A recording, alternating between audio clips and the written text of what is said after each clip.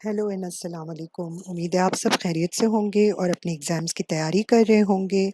आप लोगों के लिए एक और उर्दू का लिसनिंग पैसेज लेके हाजिर हैं। आखान एग्जामिनेशन बोर्ड लिसनिंग पैसेजेस लेता है। 2 पैसेजेस आपको सुनवाए जाएंगे और 2 दफ़ा सुनवाए जाएंगे।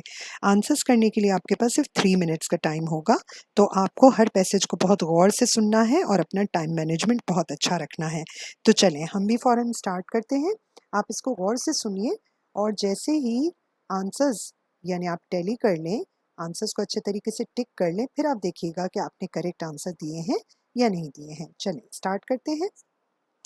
बुलबुल एक रिवायती परिंदा है जो हर जगह मौजूद है, सिवाय वहाँ के जहाँ उसे होना चाहिए। अगर आपका ख्याल है कि आपने चिड़ियाघर में बुलबुल देख लिया है, तो यकीनन कुछ और ही देख लिया है। हम हर खुशगुलू परिंदे को बुलबुल समझते हैं।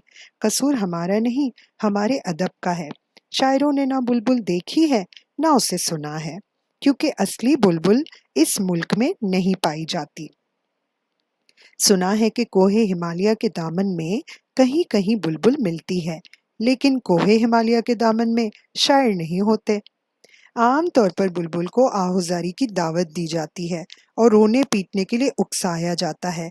बुलबुल को ऐसी बातें बिल्कुल पसंद नहीं। वैसे बुलबुल होना काफी मज़हका खेज होता होगा। बुलबुल और गुलाब के फूल की अफवाह किसी शायर ने उड़ाई थी, जिसने रात गए गुलाब की टहनी पर बुलबुल को नाला और शयूं करते देखा था। रात को ऐनक के बगैर कुछ का कुछ दिखाई देता है। बुलबुल परों समेत महज चंद इंच लंबी होती है, यानी अगर परों को निकाला जाए तो कुछ ज्यादा बुलबुल नहीं बचती। माहिरीन का ख्याल है कि बुलबुल के गाने की वजह उसकी गमगीन खानगी जिंदगी है, जिसकी वजह से हर वक्त का गाना है। दरअसल बुलबुल हमें महजूज करने के लिए नहीं गाती, उससे अपने ही फिक्र नहीं छोड़ते। बुलबुल पक्के राग गाती है या कच्चे, बहरहाल इस सिलसिले में वो बहुत से मूसीकारों से बेहतर है। एक तो वो घंटे भर का अलाप नहीं लेती, बेसुरी हो जाए तो बहाने नहीं करती कि साज वाले निकम्मे हैं, आज गला खराब है। आप तंग आ जाएं तो खामोश करा सकते हैं। और क्या चाहिए। ये पैसेज आपका कंप्लीट हुआ। अब हम क्वेश्चंस की तरफ जाएंगे। मुसन्निफ के ख्याल में असली बुलबुल पाई जाती है चिड़ियाघर में, हर जगह, शायरी में, हिमालय के दामन में। आप अपना आंसर फौरन रिकॉर्ड करें। कहाँ पर है असली बुलबुल? आप अपना सही आंसर टिक करें, इसके बाद आप टैली करें। तो सही आंसर जो है वो क्या है? हिमालय के दामन में। सवाल नंबर 2, खुशगुलू परिंदे से क्या मुराद है? अच्छी आवाज वाले परिंदे, बुलंद आवाज वाले परिंदे, कोहे हिमालय पर रहने वाले परिंदे, गुलों पे खुश रहने वाले परिंदे। जी बेटा, इसका सही आंसर है अच्छी आवाज वाले परिंदे। सवाल नंबर 3, किसी शायर ने बुलबुल के बारे में अफवाह उड़ाई है। किस चीज की? बुलबुल के नजर कमजोर होने की, राग पक्के करने की, शब गए गुलाब की टहनी पे रोने की, या गाना सिखाने की दावत देने की। इसका आंसर है शब गए गुलाब की टहनी पर रोने की। नंबर 4, माहिरीन के मुताबिक बुलबुल के गाने का असल मकसद है अपना गम गलत करना, या पक्के राग सीखना, हमें महजूज करना, मौसीकारों को खुश करना। इसका सही आंसर है अपना गम गलत करना। नंबर 4, नाला और शयून कवायद की रूह से मुरक्कबे इजाफी है, मुरक्कबे जारी है, मुरक्कबे अददी है, या मुरक्कबे अतफी है।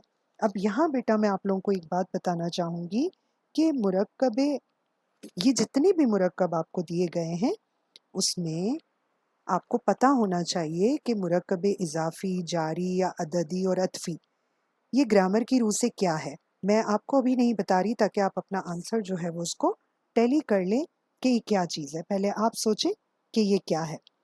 जी, नाला और शयूं जो है वो मुरक्कबे इजाफी है।